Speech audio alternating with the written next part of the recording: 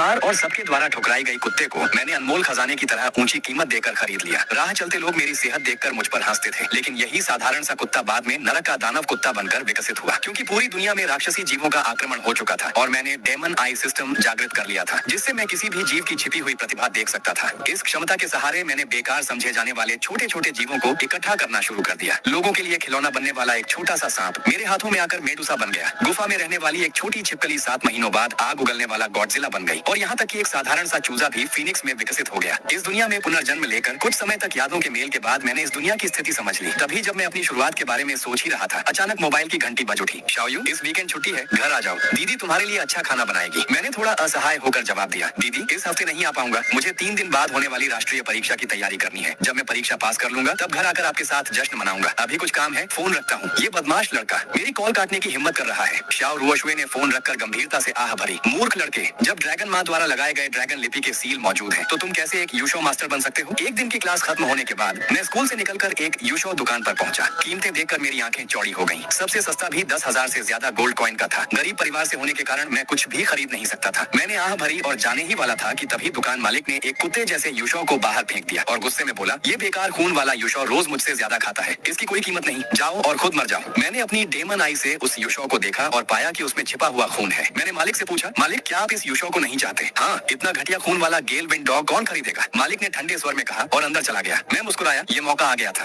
मैंने एक सॉसेज निकाली और उसके सामने रखी। गेल विंड डॉग उसे सूंघकर खुशी से पूंछ हिलाने लगा। मैंने तुरंत एक बूंद खून उसकी देह पर टपकाई और उसके साथ अनुबंध कर लिया। जब मैंने उसके छिपे हुए गुणों को देखा तो मैं चौंक गया। उसके अंदर एपिक स्तर का नरक रक्त था। मैंने सिस्टम के स्टोरेज से ब्लड लाइन अवेकनिंग क्रिस्टल निकाला और उसे खिला दिया। जैसे ही मैं उसके जागने का इंतजार कर रहा था, पीछे से आवाज आई, ओह ये तो तुम हो। सूजे दुकान से बाहर आया। उसके साथ एक काला धुआं छोड़ता हुआ तेंदुआ था। वह घमंडी हंसी के साथ बोला, देखा मेरा यूशो रेड ब्रॉन्ज ब्लैक पैंथर है। 3 दिन बाद की राष्ट्रीय परीक्षा में मैं आंख बंद करके बाइलिंग अकादमी में दाखिला ले लूंगा। मैंने उसे अनदेखा किया और जाने लगा। तभी मेरे दिमाग में आवाज आई, डिंग, मिशन ट्रिगर, किंगलोंग अकादमी में प्रवेश लो, इनाम एक डार्क एट्रीब्यूट फ्यूजन क्रिस्टल। मैं मुस्कुराया और सूजे से कहा, अगर तुम बाइलिंग अकादमी जा रहे हो तो मैं तुमसे एक स्तर ऊपर किंगलोंग अकादमी में जाऊंगा। सूजे चौंक गया। किंगलोंग अकादमी दुनिया की 4 महान अकादमियों में से एक है। तुम इस घटिया गेल विंड डॉग के साथ वहाँ जाना चाहते हो? तुम्हारा दिमाग ठीक है? जल्दी निष्कर्ष मत निकालो। 3 दिन बाद वहाँ से चला गया। अगले दिन मेरा किंगलोंग अकादमी में आवेदन पूरे स्कूल में फैल गया। क्लास टीचर लियू काई मेरे पास आए और बोले, शाओ शिन्यू मजाक मत करो, इससे स्कूल की बदनामी होगी। मैंने कहा, सर अब देर हो चुकी है, मैंने फॉर्म भर दिया है। लियू काई ने फॉर्म देखकर गुस्से से चेहरा कड़ा कर लिया। तभी जियांग लीना, जो मेरी 2.5 साल की गर्लफ्रेंड थी, मेरे सामने आई। उसकी आंखों में ठंडापन और चेहरे पर नफरत थी। उसने कहा, शाओ शिन्यू हम ब्रेकअप करते हैं, तुम जैसे जोकर मेरे लायक नहीं हो। मैंने बिना झिझक इसे स्वीकार कर लिया। वह हैरान रह गई, फिर सबके सामने मुझे अपमानित करके चली गई। मैंने किसी की हंसी पर ध्यान नहीं दिया। 3 दिन बाद सबको सच पता चल जाएगा। जल्द ही राष्ट्रीय परीक्षा का दिन आ गया। मैं सुबह सुबह परीक्षा स्थल पहुंचा। लोग मुझे देखकर हंस रहे थे। परीक्षा शुरू हुई और मैं अकेले किंगलोंग अकादमी के टेस्ट क्षेत्र में पहुंचा। परीक्षक चेन कियानियन ने कहा, किंगलोंग अकादमी की शर्तें कठिन हैं। आध्यात्मिक शक्ति 800 से अधिक होनी चाहिए और यूशो का रक्त स्तर कम से कम एलीट होना चाहिए। मैंने सिर हिलाया, ठीक है शुरू करते हैं। जैसे ही मैंने अपना हाथ मशीन पर रखा और शक्ति सक्रिय की, संख्या तेजी से बढ़ने लगी। सीधे 800 पार करके 1200 पर जाकर रुकी। सभी लोग और परीक्षक दंग रह गए। इसके बाद यूशो की रक्त गुणवत्ता की जांच हुई। एक विशाल काला भेड़िया प्रकट हुआ। परिणाम आया, एपिक स्तर नरक रक्त। पूरा मैदान स्तब्ध रह गया। सूजे भी हैरान था, विश्वास नहीं कर पा रहा था। कुछ देर बाद चेन कियानियन बोले, परीक्षार्थी शाओ शिन्यू पास हुआ। उसे किंगलोंग अकादमी का प्रवेश पत्र और एक स्टार यूशो मास्टर बैज दिया जाता है। जल्द ही मैं ट्रेंडिंग में आ गया और मुझे प्रतिभा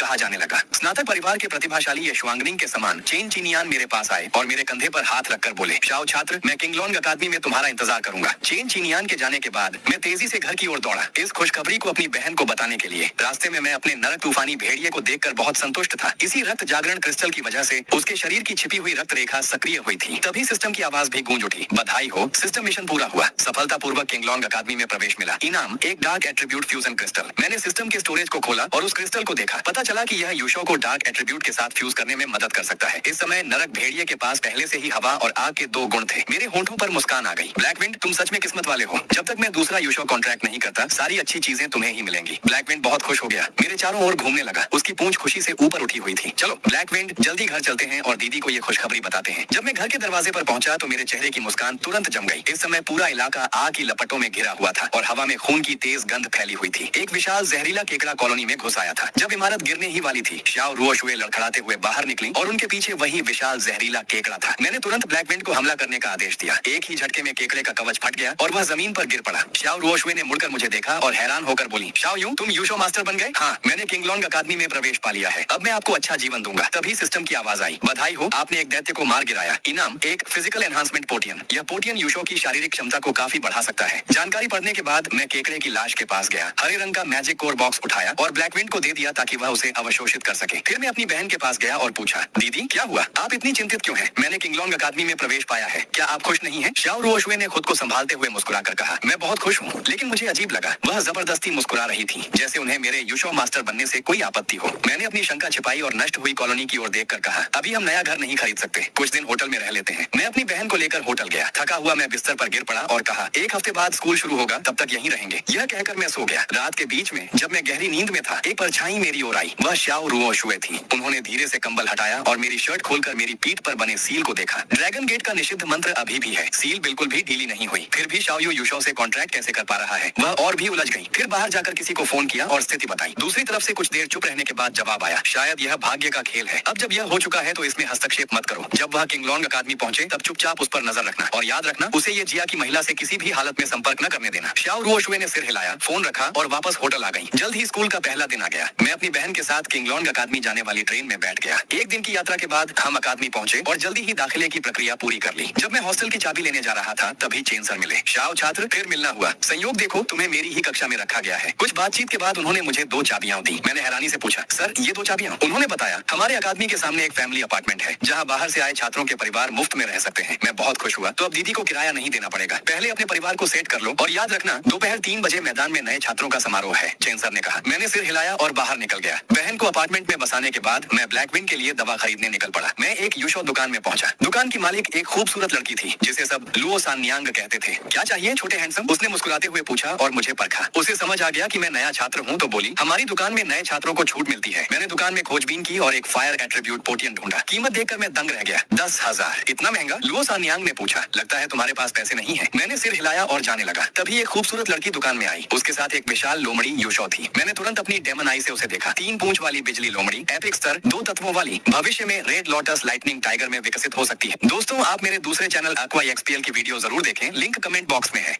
वर्तमान स्थिति, उत्तेजित, कारण युद्ध के बाद का मानसिक आघात। तभी अचानक उस लोमड़ी ने बिजली छोड़कर पास की अलमारी गिरा दी। लोग डरकर भागने लगे। लुओ सान्यांग चिल्लाई, किन मिस, अपने यूशो को शांत करें। किन यानरान बोली, तुम देख ही रही हो मेरा यूशो बीमार है। डॉक्टर ने कहा है कि इसे बाइपोलर डिसऑर्डर है। आइस ग्रास खिलाने से यह शांत हो जाएगा। लुओ सान्यांग तुरंत आइस ग्रास ढूंढने लगी। मैंने किन यानरान के सीने पर नजर डाली। वह 5 सितारा यूशो मास्टर थी। आइस ग्रास कितनी है? सब पैक कर दो, उसने कहा। एक पौधे की कीमत 25,000 थी और कुल 20 पौधे थे। मेरे लिए यह असंभव रकम थी। तभी मैंने कहा, किन मिस, आपके यूशो को बाइपोलर डिसऑर्डर नहीं है। आइस ग्रास सिर्फ लक्षणों को दबाएगी, इलाज नहीं करेगी। किन यानरान ने मुझे देखा। तुम कौन हो? मेरा नाम शाओ शिनायू है। मैं किंगलोंग अकादमी का नया छात्र हूँ। लुओ सान्यांग को याद आया, ओह, तुम वही हो जिसने राष्ट्रीय परीक्षा में 1000 से ज्यादा स्कोर किया था। मैंने झेपते हुए सिर खुजलाया। किन यानरान ने पूछा, क्या तुम डॉक्टर हो? मैंने कहा, नहीं, लेकिन मुझे यूशो चिकित्सा का थोड़ा ज्ञान है। इस लोमड़ी के शरीर पर कई घाव हैं, जिससे पता चलता है कि यह हाल ही में लगातार लड़ाई में रही है। किन यानरान ने सिर हिलाया। हाँ, हमारे गिल्ड को हाल ही में बहुत सारे मिशन मिले थे। मैंने आगे कहा, 3 पूंछ वाली लोमड़ी स्वभाव से संवेदनशील होती है। लगातार चोट लगने से इसके घाव जब जादुई ऊर्जा से संक्रमित हो जाता है तो एक बीमारी उत्पन्न होती है जिसे युद्ध के बाद का आघात सिंड्रोम कहा जाता है। किन यानरान और लुओ सान्यांग एक दूसरे को देखते हुए पूरी तरह उलझन में थी। अभी 3 पूंछ वाली बिजली लोमड़ी की अत्यधिक उग्र स्थिति किसी युद्धोत्तर आघात सिंड्रोम का परिणाम है। इसे ठीक करने के लिए आइस ग्रास केवल लक्षणों को दबाएगी, जड़ से इलाज नहीं करेगी। मेरे पास एक नुस्खा है, अगर किन मिस भरोसा करें तो इसे आजमा सकती है। लुओ सान्यांग ने तुरंत टोका, छोटे हैंडसम, तुम डॉक्टर नहीं हो, ऐसी बातें मत करो। किन मिस, इस लड़के की बातों में मत आना। फिर वह मेरे पास आई और धीरे से बोली, बेवकूफ लड़के, ये कांगचोंग गिल्ड के अध्यक्ष की बेटी है। अगर तुमने गलत दवा दी और हालत बिगड़ गई तो तुम्हारी मुश्किल बढ़ जाएगी। किन यानरान ने मुझे ध्यान से देखा और बोली, मैं तुम पर एक बार भरोसा करती हूँ, नुस्खा लिखो। मैंने कागज पर नुस्खा लिखा और लुओ सान्यांग को देते हुए कहा, इसके अनुसार दवा तैयार करो। लुओ सान्यांग ने कुछ ही मिनटों में दवा तैयार की और उसे 3 पूंछ वाली लोमड़ी को पिला दिया। कुछ ही देर में लोमड़ी के शरीर से निकलने वाली अनियंत्रित बिजली खत्म हो गई। उसकी उग्र आंखें फिर से शांत और कोमल हो गईं। वह चुपचाप किन यानरान के पास लेट गई और उसके हाथ को चाटने लगी। फिर वह मेरे पास आई और हल्का सा सिर झुकाकर आभार व्यक्त किया। यह देखकर लुओ सान्यांग दंग रह गई। अविश्वसनीय, ये लड़का तो सच में जादुई डॉक्टर है। किन यानरान मेरे पास आई और मुस्कुराकर बोली, धन्यवाद, तुमने मेरे यूशो को ठीक कर दिया। बताओ तुम्हें क्या इनाम चाहिए? लुओ सान्यांग ने मौके का फायदा उठाते हुए कहा, किन मिस, ये लड़का आग तत्व की दवा खरीदने आया था, लेकिन छोटे शहर से है, शायद पैसों की कमी है। उसकी बात खत्म होते ही किन यानरान ने तुरंत अपना बैंक कार्ड मेज पर रख दिया। इसमें 5 लाख है। दुकान की सबसे अच्छी आग तत्व की दवाइयाँ ले आओ। जी किन मिस। लुओ सान्यांग तुरंत गोदाम गई और थोड़ी देर में 5 बोतलें लेकर आई। ये हमारी सबसे उच्च गुणवत्ता की दवाइयाँ हैं। एक की कीमत 1 लाख है। किन यानरान ने सारी दवाइयाँ खरीद कर मुझे दे दी। मैंने औपचारिक रूप से मना करने की कोशिश की, लेकिन मेरे हाथ रुक नहीं रहे थे। उपहार स्वीकार करने के बाद मैंने मन ही मन सोचा, ये चिकित्सा कौशल बहुत मूल्यवान है, इससे मैं बड़े लोगों से संपर्क बना सकता हूँ। किन यानरान को विदा करने के बाद मैं अकादमी लौट आया। जब मैं किंगलोंग अकादमी में प्रवेश किया तो मैं सीधे केंद्रीय मैदान में पहुंचा। तोपों की आवाज के साथ उद्घाटन समारोह शुरू हुआ। मंच पर खड़े शैक्षणिक निदेशक लिन कांग मुस्कुराते हुए बोले, अब हम प्राचार्य को आमंत्रित करते हैं। जैसे ही उन्होंने कहा, आसमान में गड़गड़ाहट हुई और बादलों को चीरते हुए एक विशाल सिंह नीचे उतरा। भीड़ ने ऊपर देखकर आश्चर्य से कहा, वाकई देश की नंबर 1 सुंदर प्राचार्य। अब वह 7 सितारा यूशो मास्टर है। सुंदरता और ताकत दोनों में अद्वितीय है। भीड़ में खड़ा मैं भी उनकी ओर देखने लगा और अपनी डेमन आई से विश्लेषण करने लगा। आमतौर पर केवल वही 7 सितारा यूशो मास्टर बन सकता है जो बीस्ट किंग स्तर का यूशो पाल सके, लेकिन सामने दिख रही बैंगनी स्वेलो सिंह केवल बीस्ट किंग स्तर का था। इसलिए प्राचार्य के पास निश्चित रूप से अन्य यूशो भी होंगे। इस समय सुरुयान मंच पर खड़ी होकर नए छात्रों से बोली, आप सभी का किंगलोंग अकादमी में स्वागत है। यहाँ आने के बाद चाहे आप किसी अमीर परिवार से हो या गरीब पृष्ठभूमि से, सभी को अकादमी के नियमों का पालन करना होगा। मैंने अपने हाथ में नियम पुस्तिका देखी जिसमें एक नियम खास तौर पर ध्यान खींच रहा था। छात्रों के बीच किसी भी विवाद का समाधान अखाड़े में मुकाबले के जरिए होगा। हारने वाले को विजेता से माफी मांगनी होगी। मैं हल्का सा मुस्कुराया, यहाँ ताकत ही सब कुछ है। सुरुयान ने अंत में कहा, आने वाले समय का आनंद लो और जल्दी ही